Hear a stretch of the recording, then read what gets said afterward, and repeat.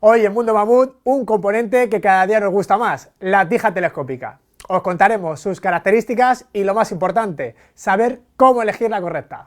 Bienvenidos. Es un elemento muy sencillo que hará nuestra bici más polivalente. Un simple gesto nos permite pasar de una posición eficiente para el pedaleo a una posición cómoda y segura para enfrentarnos a las zonas más técnicas, bajando o retrasando el centro de gravedad con facilidad. Se empezaron a utilizar en las bicis de enduro y all mountain, ya que mejoraban mucho la conducción con ellas en las zonas técnicas. Pero a día de hoy han demostrado su utilidad para todas las disciplinas de montaña y también en bicis de grave. Su construcción interna puede variar según la gama, pero las más utilizadas son las que funcionan mediante un cartucho de aire o de aceite, siendo ambas muy fiables. Las de cartucho de aire no tienen mantenimiento y cuando fallan se cambia el cartucho, lo que podéis hacer vosotros mismos, y en un próximo vídeo os mostraremos cómo. Las de cartucho de aceite necesitarán un mantenimiento similar al de las suspensiones. Su uso es sencillo, accionamos el pulsador mecánico o electrónico y con la presión de nuestro peso bajaremos la tija. Y para recuperar su posición pulsamos de nuevo sin apoyarnos y ella sola sube hacia arriba. Casi todas las tijas actuales tienen el pulsador en el manillar, aunque las más económicas lo llevan en la propia tija. También la electrónica ha llegado a este componente, con la Magura Byron como pionera. Pero RockShox fue un paso más allá con su ecosistema Access, electrónica, inalámbrica y configurable con el resto de componentes Access. Si queréis saber todo sobre el mundo Access, descubrirlo en esta tarjeta cuando acabe este vídeo. ¿Y qué tenemos que tener en cuenta a la hora de elegir una tija telescópica? Principalmente tres factores: diámetro, recorrido y longitud. El diámetro de nuestro tubo de tija variará de unas bicis a otras y los más habituales son 27,2, 30,9, 31,6 y 34,9 milímetros. Esto podréis saberlo mirando los datos técnicos de vuestra bici, buscando el dato en la tija que tenéis ahora puesta o midiéndola con un calibre pie de rey. Visto el diámetro, tenemos que elegir un recorrido adecuado, según la disciplina que practiquemos.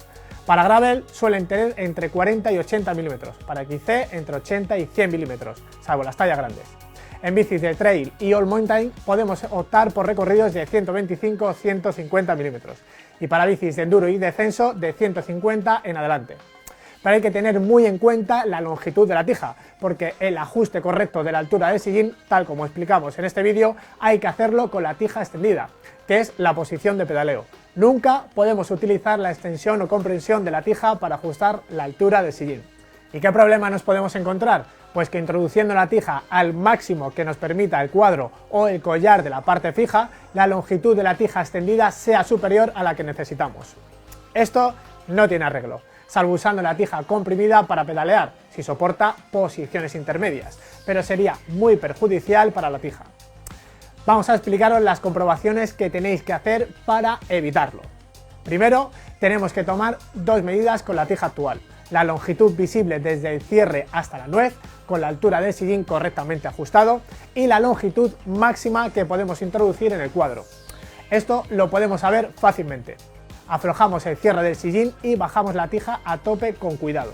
Marcamos hasta dónde ha entrado con un poco de cinta adhesiva, sacamos la tija y medimos la longitud que estaba dentro del cuadro.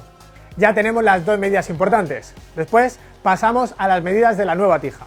Los fabricantes nos suelen dar tres medidas: la longitud total, desde la base hasta la nuez, la inserción mínima que la tija tiene que tener en el cuadro y la longitud mínima visible de la tija telescópica extendida, desde la parte inferior del collar, que ya no puede entrar en el tubo, hasta la nuez. Pues bien, la nueva tija tiene que cumplir dos condiciones.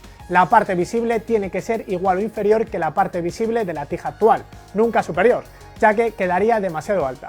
Y una vez comprobado esto, restando la parte visible de la tija actual de la longitud total de la tija telescópica, obtenemos la parte de esta que irá dentro del cuadro y tiene que ser menor que la profundidad máxima que hemos medido. Por la misma razón, si no entra en toda su medida, quedará alta. Si la tija cumple estas dos condiciones, servirá para nuestras medidas. Y para terminar, otro factor que tendréis que tener en cuenta es el tipo de montaje del mando remoto. Puede llevar cableado externo o interno, y este último no lo admiten todas las bicis. Con las inalámbricas como la Access, que os mostramos en el vídeo que os hemos dejado en la tarjeta, no tendréis problema con ninguna bici, y en 5 minutos la tendréis instalada y funcionando. Esperamos que os haya resultado útil e interesante y nos despedimos como siempre con una sonrisa. Dice, en una entrevista de trabajo dice, el nivel de inglés, y dice alto. Dice, vale, dice, venga, pues tradúceme mirar. Y dice, look. Dice, muy bien, úsalo en una frase. Luke, yo soy tu padre. Muchas gracias a todos, no olvidéis suscribiros y nos vemos en el próximo vídeo.